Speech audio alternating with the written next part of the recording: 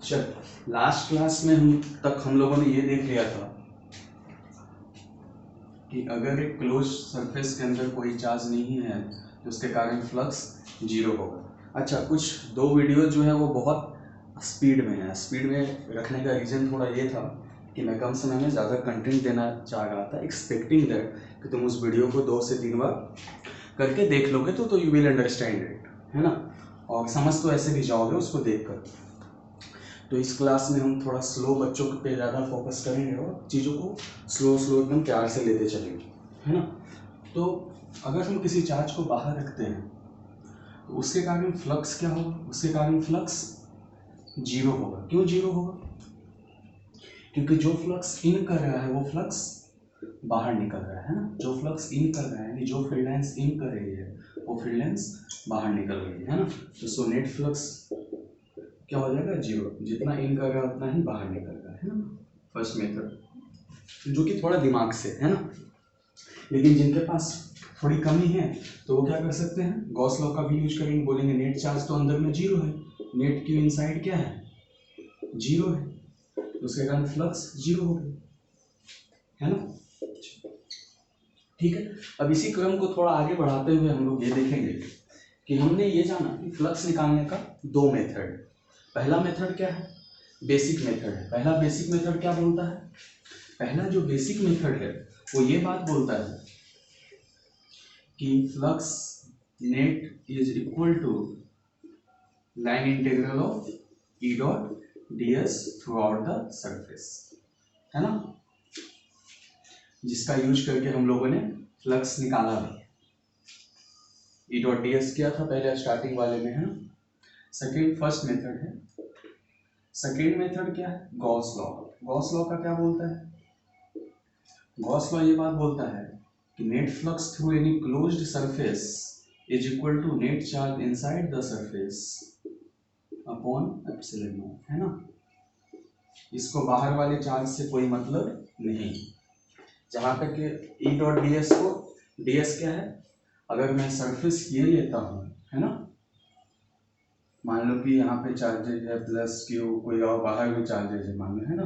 तो अगर मैं ई डॉट डी एस करता हूँ इस पॉइंट के लिए तो यहाँ पे मुझे चाहिए net electric field at this point, क्योंकि यहाँ से फ्लक्स का मतलब क्या हुआ? यहाँ से जितना number of field lines pass कर रहा है मैं वो निकालना चाहता हूँ, है ना। तो यहाँ पर फील्ड लाइंस कितना पास करेगा वो डिपेंड करेगा कि यहाँ पे नेट फील्ड का इंटेंसिटी क्या है। अगर यहाँ पे फील्ड का इंटेंसिटी ज़्यादा है तो ज़्यादा फील्ड लाइंस पास करेगा। जैसे कि देखो यहाँ पे फील्ड कौन कौन दे रहा होगा? सराउंडिंग में ये भी है, सराउंडिंग में ये भी है ना। तो ये अपना दे रहा होगा, ये अपना दे रहा होगा। इस दोनों के कारण जो नेट फील्ड आएगा मैं उसको लूंगा यहाँ पे, है ना।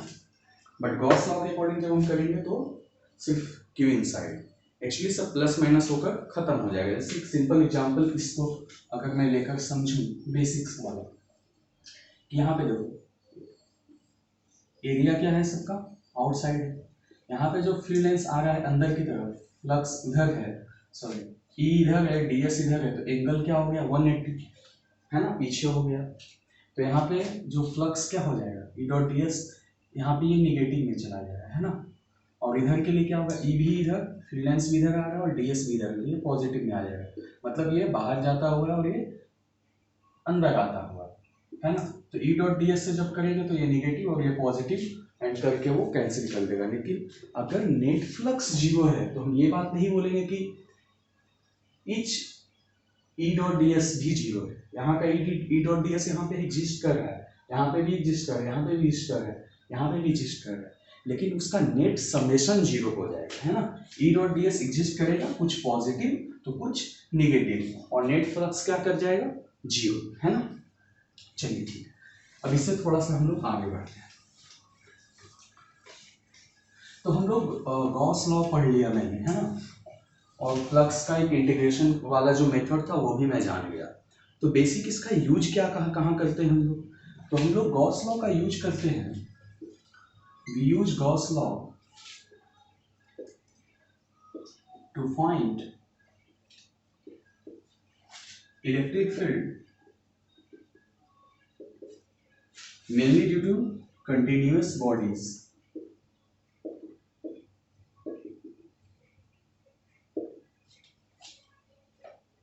एट एनी पॉइंट, है ना।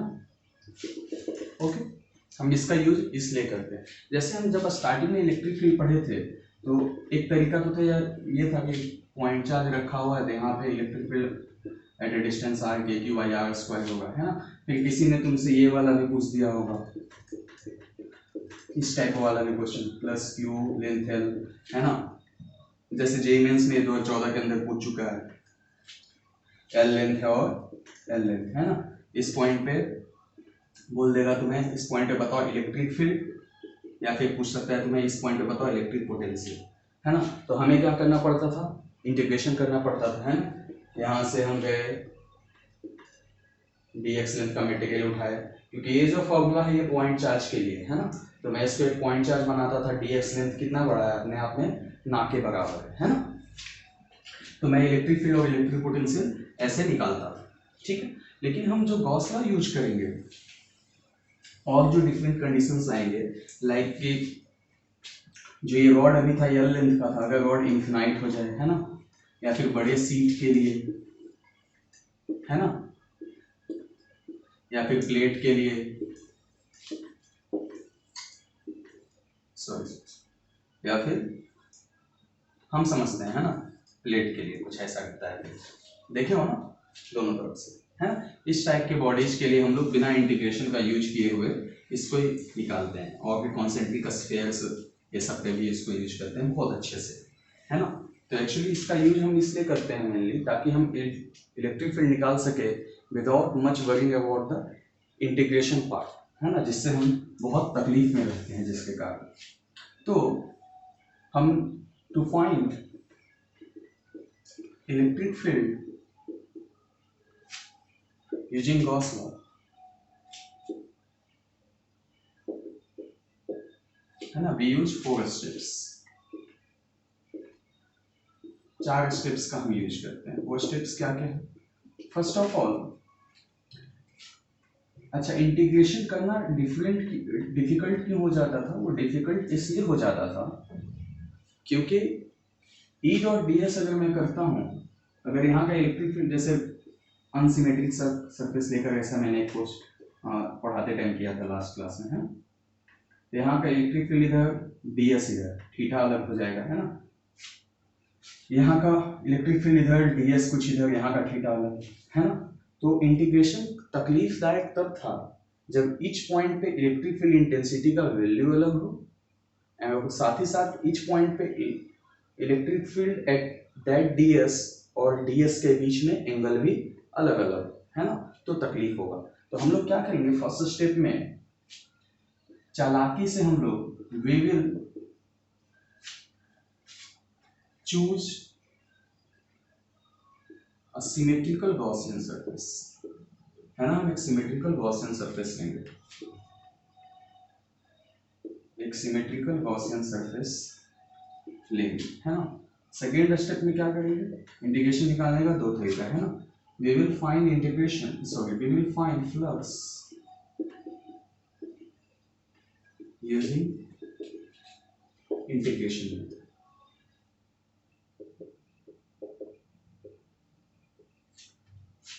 जो कि क्या है, phi net is equal to net E dot DS, जहां पे ई क्या है, net electric field at each DS, net electric field due to कौन से charges, due to charges inside as well as outside the surface, है ना।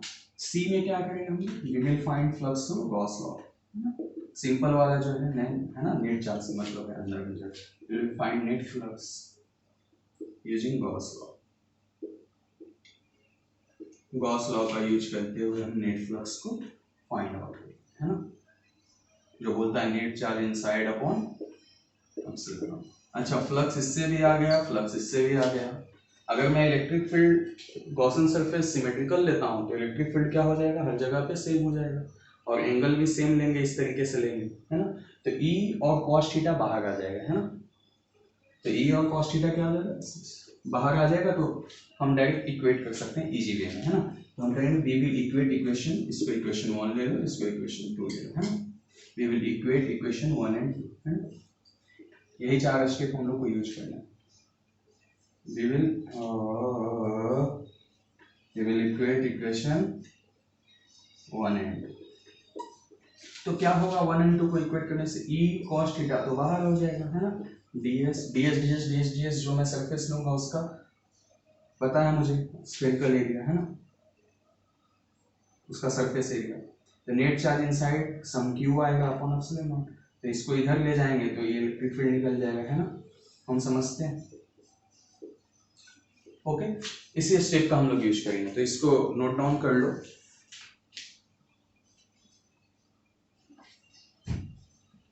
है ना, चल अब थोड़ा आगे बढ़ते हैं हम लोग।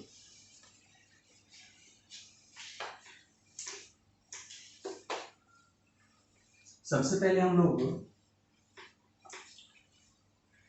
इलेक्ट्रिक फील्ड निकालते हैं, एकदम इजी वाला जो है। बोलेगा कि देखो एक प्लस क्यू चार्ज रखा हुआ है, find the electric field due to plus Q charge at a distance R, है ना। फाइंड द इलेक्ट्रिक फील्ड, ये सब बोर्ड एग्जाम में बहुत पूछता है। Find the electric field at a distance R using Gauss law.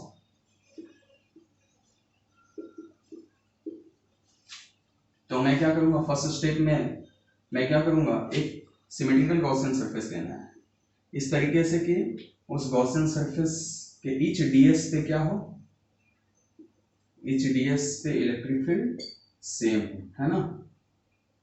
तो अगर मैं स्फीयर लेता हूं तो बात कुछ बनती है। स्फीयर इस तरीके से लो कि प्लस क्यू चार्ज उसके सेंटर पे आ जाए, है ना। तो ये क्या है, we will take a symmetrical Gaussian surface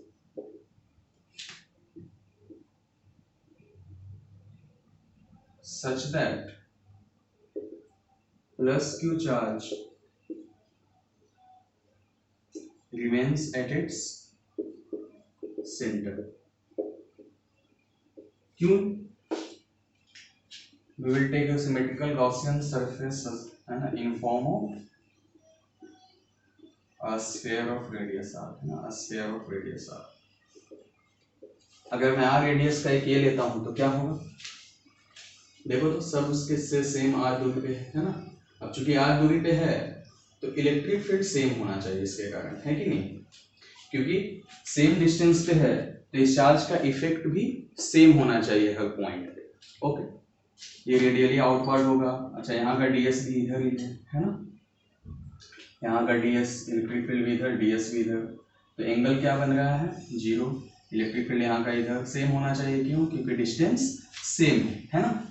तो एक बात तो बन गई। सेकंड करने गए हम लोग फाइनेट ई डॉट डी एस से, है ना। तो ई डॉट डी एस, तो E D S cos theta है। अच्छा, इलेक्ट्रिक फील्ड हर जगह सेम है, कॉस थीटा भी 0 है तो कॉस 0 इंटू डी एस, है ना। अगर बहुत ध्यान से देखें तो कॉस 0 1 है, D S 4 pi R square, है ना। सर थर्ड स्टेप पे जाएंगे तो फाइनेट फ्लक्स, अगर मैं गॉस लॉ से देखूं तो सिर्फ क्यू चार्ज है इस गॉसियन सरफेस के अंदर में, है ना। तो क्या हो गया, Q upon epsilon naught. D में इसको इक्वेट कर दो तो E 4 pi R square is equal to Q by epsilon naught. तो ये क्या आया, E is equal to Q by 4 pi epsilon naught R square, है ना। ये हमने पहले ही देखा है जब स्टार्टिंग में जब हम लोग इलेक्ट्रिक फील्ड पढ़ रहे थे, तो के क्यू अपॉन आर स्क्वायर, है ना, 1/4 pi epsilon naught R square into Q, है ना। तो ये सिंपल वाला था, ये हो गया, है ना। चल, इसी में सेकेंड लेते हैं हम लोग।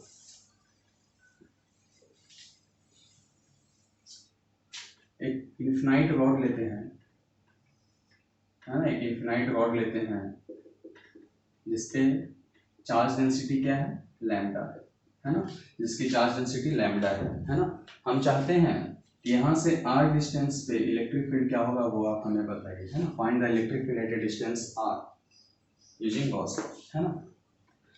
तो सबसे पहला स्टेप आना चाहिए।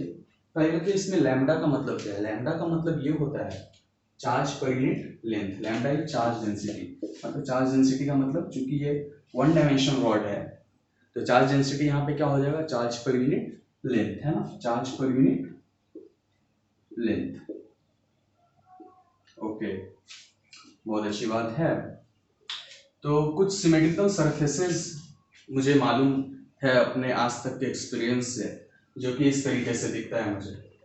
क्यूब, सबसे पहला तो स्फीयर एकदम, क्योंकि ये सबसे खेलते आए हैं हम लोग बच्चे से, है ना, क्रिकेट खेले हैं तो बॉल क्या था, स्फेरिकल ही था। चलो तीसरा आ गया